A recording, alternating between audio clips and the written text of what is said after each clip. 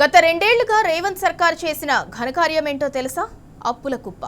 తిండికి తిమ్మరాజు, పనికి పోతరాజులా ఉంది కాంగ్రెస్ వ్యవహారం.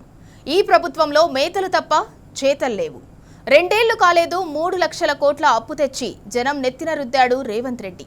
పోనీ తెచ్చిన అప్పుతో ఏమైనా చేశారా అంటే జీరో. సంక్షేమం సున్నా, అభివృద్ధి అడ్రస్ లేదు. మరి పట్టుకొచ్చిన అప్పంతా ఎవరి కడుపులోకి పోయిందో గానీ జనం చేతిలో మాత్రం చిప్ప మిగిలింది. కాంగ్రెస్ ప్రభుత్వం సాధించిన రికార్డ్ ఏదైనా ఉందంటే అది రుణ రికార్డే. రుణాల సమీకరణలో సరికొత్త రికార్డ్.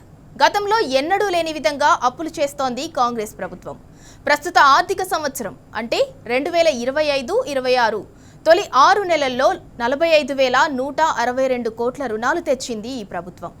ఇది రాష్ట్ర బడ్జెట్లో ప్రతిపాదించిన 54,009 కోట్ల వార్షిక రుణ లక్ష్యంలో 82% సమానం. 2023-24 ఆర్థిక సంవత్సరంలోని తొలి 6 నెలల్లో బీఆర్ఎస్ సర్కార్ తీసుకున్న 31,333 కోట్ల రుణం కంటే ఇది 43% ఎక్కువ. కోవిడ్ సంక్షోభ సమయంలో కూడా బీఆర్ఎస్ ప్రభుత్వం ఇంత భారీగా రుణాలు తేలేదు. కానీ జేబుకు ఏం అవసరం పడ్డదో గానీ భారీగా అప్పు పట్టుకొచ్చాడు సీఎం రేవంత్. ఈ ఆర్థిక సంవత్సరంలో ఇంకా 6 నెలలు మిగిలి ఉండగానే అప్పుల్లో రికార్డులన్నీ బద్దలు కొట్టేశాడు.